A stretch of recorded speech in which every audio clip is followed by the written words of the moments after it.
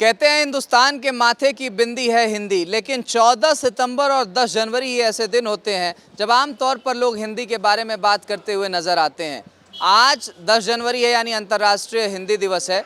आज ही के दिन 2006 में ये तारीख अपनाई गई थी जब अंतर्राष्ट्रीय हिंदी दिवस के रूप में मनमोहन सिंह सरकार ने माना था कि अब हिंदी को देश ही नहीं दुनिया के फलक पर पहुंचाना है।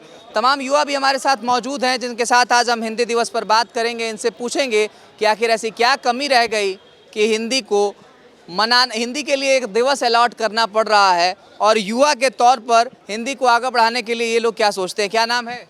मेरा नाम मयंक है। मयंक। हाँ। अच्छा मयंक, ये बताइए हाँ जी, कि हिंदी को लेकर के आप क्या सोचते हैं? हिंदी हमारी मातृभाषा है और मतलब एक्सटेंसिवली यूज़ होती है। हमने बचपन से वही देखी है, सबको बात हिंदी में करते हुए सुना है।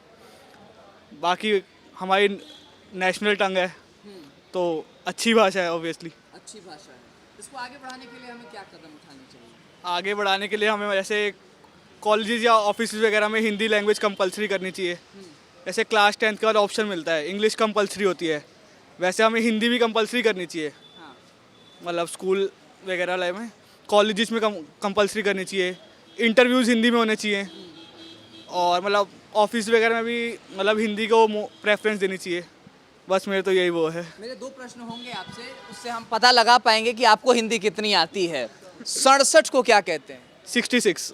66। हाँ जी। अच्छा, स्कूल को हिंदी में क्या कहते हैं? विद्यालय। विद्यालय, वेरी गुड। हॉस्पिटल को हिंदी में क्या कहते हैं? अस्पताल। अस्पताल। हाँ जी। और पोस्ट ऑफिस को? पोस्ट ऑफिस को डाक खाना। डाक खाना, वेरी गुड।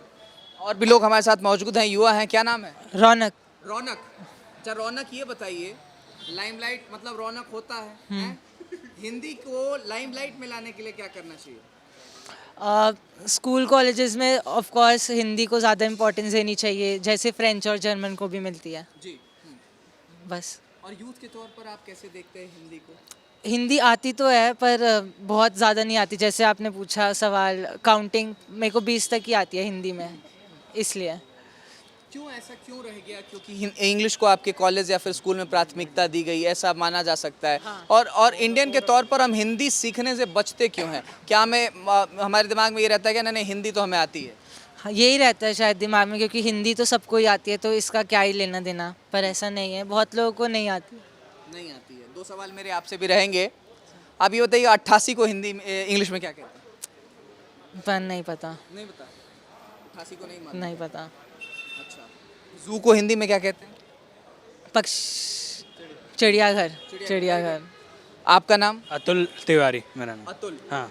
अच्छा अतुल, ये तमाम आपके साथी थे जिनको काउंटिंग जो है वो हाँ। हिंदी की काउंटिंग नहीं समझ में आती। हाँ।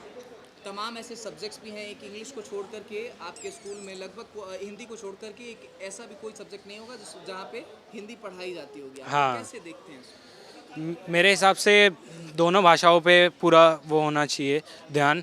और जैसे हम फ्रेंच, जर्मन या फिर दूसरी बाहर की भाषाओं पे ध्यान देते हैं, वैसे ही हमें हिंदी पे भी देना चाहिए। और जैसे बाकी भाषा भी हैं हमारे पास, बाकी रीजनल लैंग्वेजेस भी हैं, उन पे भी उतना ही ध्यान देना चाहिए हमें बराबरी से।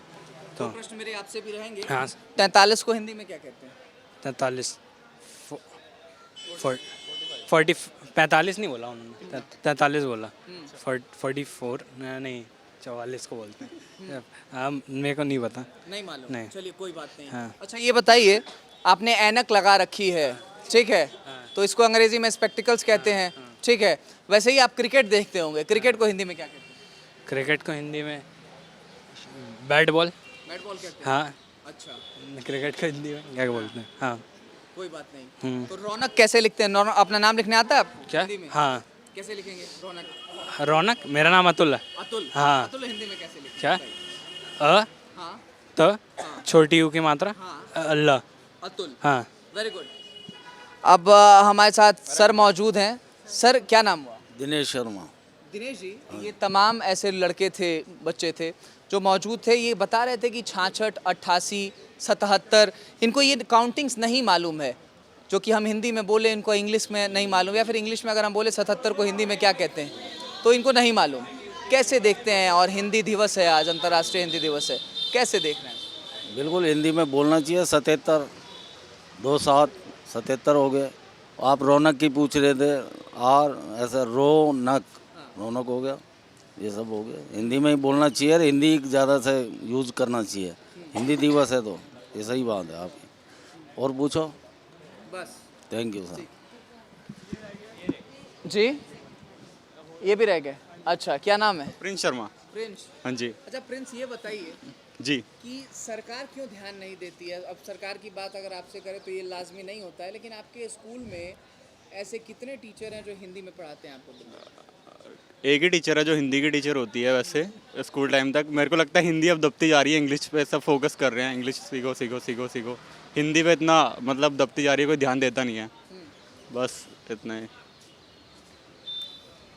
तो ये तमाम युवा हमारे साथ मौजूद थे जो छात्र हैं, जिनसे अगर हमने पूछा कि 77 को, 66 को, 43 को क्या कहते हैं, तो ये बचते हुए नज़र आए। इनको मालूम भी नहीं था कि 43 को अंग्रेज़ी में 43 कहते हैं, 43 को हिंदी में 43 कहते हैं।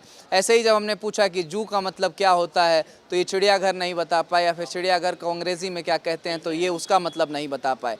तो 10 जनवरी को अंतर्राष्ट्रीय हिंदी दिवस हम मना तो लेते हैं, लेकिन जो इसके मूल में जड़ छुपा हुआ है कि हम अंतर्राष्ट्रीय फलक पर हिंदी को पहुंचाएं, वो कहीं ना कहीं यहाँ पर शून्यता में जाता हुआ दिखाई देता है। कैमरा पर्सन मधुर के साथ अमृत प्रकाश, भारत एक्सप्रेस, दिल्ली।